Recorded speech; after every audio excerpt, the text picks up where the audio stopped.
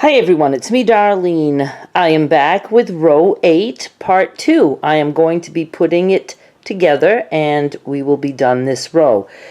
If you're not familiar with this Scrappy strip quilt adventure series, there's a playlist link in the description of this video and also on the end screen. Part 1, I put some strips together and I made it so that they were not all the same width. I really like it. And then I told you that I was going to, not put it all together and then trim, so I just put some pieces together and then I trimmed them. And I trimmed them to 9.5 inches this way. I trimmed the top and the bottom first, and then when I put it on my mat, I was able to, line the straight edge on a line, and then that helped me to cut straight edges this way, because when you're sewing strips things can get warped and a little bit wobbly. So best thing is just to put a few together. This size was like really good because my ruler's only 12 inches, so I was able to lay it down and trim and do the other side, and then like I said, you just match the edge, the straight edge, to a line, and then you trim your sides. So I think this is the way I wanted it. I can't remember. I stacked them in a way so that I'd remember, but then I dropped a block and then I didn't remember anymore. I'm going with this. My specialty block that I cut from like a striped fabric is there, and I want to make sure it's upright. These are standing up. The birds, what you can see of them, are standing up. And if you have prints like this and it gets cut off and stuff, that's fine. That's fine. It's just going off the page. And that's all good.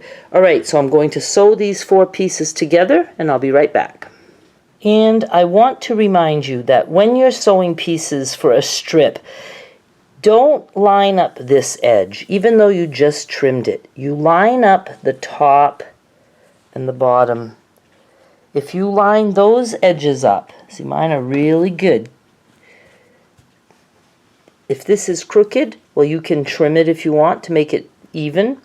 Mine was, even enough. But whatever you do, you line this up, and then this gets trimmed if it's crooked. That's all I'm trying to tell you. Then that way, when you open this up, it will stay straight all the way across. So I've got this done. Now I got to do these 2, and then I'll sew that.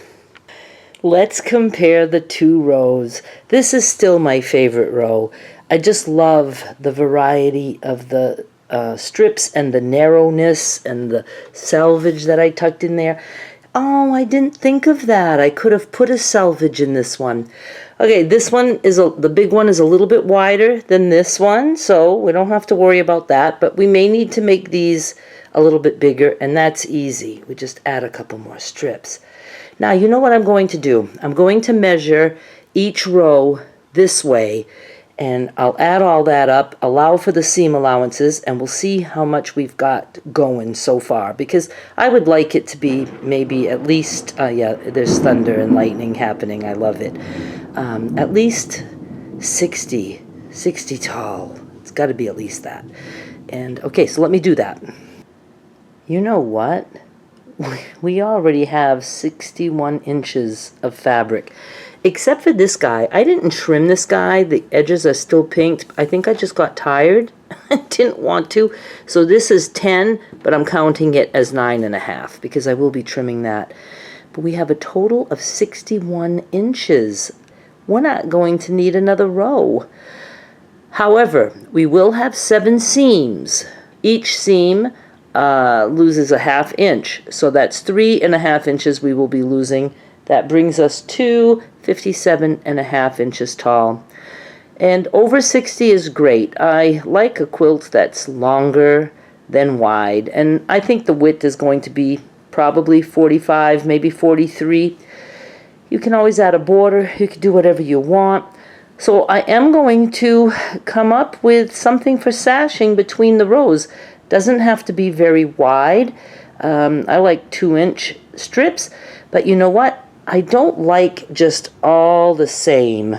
It just cuts things up too much. So I think I'm going to find, I was going to find one print and use that one print, but I might use different prints. All different prints. If I have enough fabric left that I haven't put into scrap packs, I have to find some fabric. I don't know, but I will find something. So you can also look for whatever you want. I do have muslin that I'd like to use, but I don't know. I like all the prints that's going on here. Even if I had to piece some sashing, as long as it only be like a couple of seams, I'd be okay with that. I don't know. I'm going to have fun thinking about it. But I think row 8 was it, and we didn't even know. So I'll be happy to start putting this out in different ways. Of course, we're not doing the rows in any order. You're going to put your rows together any way you want. Sashing whatever you want, whatever colors you want. It could be solid, flowers. It could be anything, anything. And again, the sashing doesn't have to match. It's just really a way to make it easier to sew a row to another row that has a lot of seams like this and that. All right, you guys, I will be back with more soon. Please subscribe so you don't miss the rest of this series, which apparently is coming to a close. When I'm done, this will be going on eBay. Just the quilt top, I'm not making a quilt out of it. Don't ask me to finish the quilt. I'm not doing that. You can offer to pay extra, and I'm going to say no. You can say I'll pay a lot extra, and the answer is still no. That's all there is to it. I'm doing just the quilt top. It will be on eBay when I have the final video. And the bidding will start at 1 penny with free shipping. Outside the USA has to pay shipping.